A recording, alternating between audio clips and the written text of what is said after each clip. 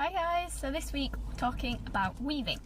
So this week's blog that I shared earlier, so if you've not read it yet, take a look at the post below this one and you'll find it on my page, is all about weaving. So there are 3 different types of weaving that we can use with our dogs.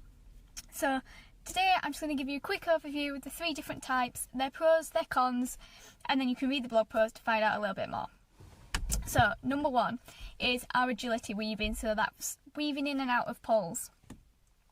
So it's really good for giving your dog a big stride, big range of motion of each limb, and really exaggerated spinal flexion.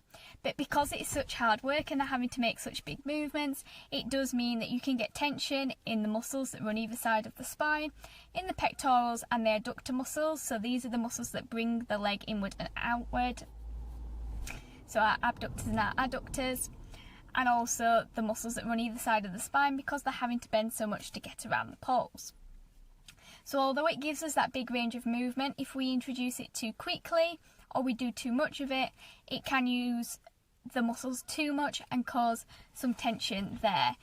Especially if your dog isn't all that flexible to start with, you're going to want to start with something a little bit easier to gradually increase that flexibility. You can always start with teaching spins, so start with them very big and then get them smaller and smaller, and that'll get your dogs used to stretching either side of their spine. So to the left and to the right. So we also have the risk that we might hit a pole or catch a shoulder on a pole, or most weaves have a base, so there's always the risk that your dog could catch a nail or a foot on the base as well, which makes agility weaving one of the most dangerous type of weaving we could do.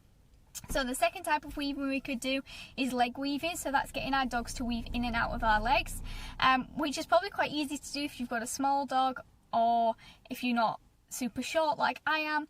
But if you're really short like me and you've got a sort of normal to large size dog, you're going to find it pretty difficult to get them to weave in and out of your legs.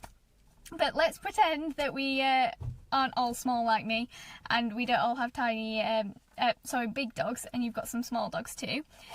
Then leg weaving is a great place to start because it's less intensive. You're going to be doing it much slower just because we can't move our legs that fast. So there's less chance as well of your dog catching themselves or knocking themselves on something, because our legs are a hell of a lot softer than poles, at least mine definitely are.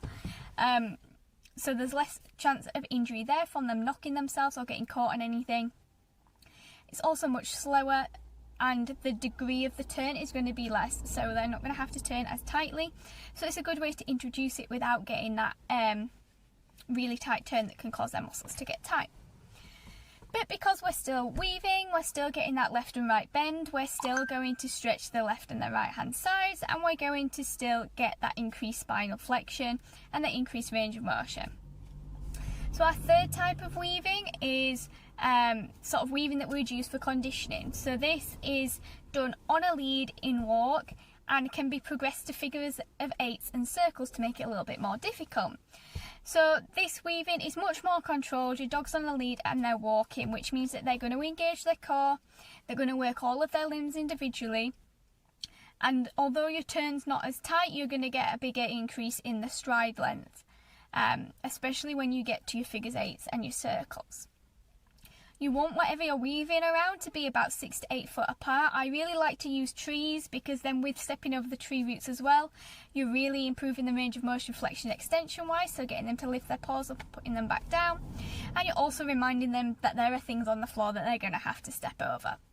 So it's really helpful for their proprioceptive work as well.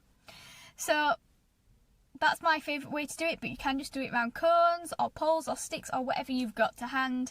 Or you can just make it up yourself and just pretend there's something there. So I quite like to do it where I am now. You can see, hopefully, the trees that are lining the street. So I quite like to do it between them because those are about 6 to 8 foot apart, and it's very easy then to incorporate into your walk that you're normally doing. Total coincidence, by the way, that those trees are here. I did not think this far ahead before speaking to you guys, so that's worked out quite well. So those are really useful to weave in and out of. They're very easy. And when you get a bit more advanced or you want to make it a bit more challenging for your dog, you can do figure eights around those and then do a big circle around them. So this means that you're increasing the time that your dog is spent on the curve, which means that they're having to take a larger stride and they're needing more spinal flexion, which makes it a little bit more difficult for them. The only downside of this exercise is that you're not getting as big a degree of flexion in your dog's spine. So if you are aiming for those agility weaves, you are going to have to put a little bit more work in to get that flexibility before you start with those. So that's been helpful. If you've got any other questions, pop them down in the comments and I'll go through and answer them.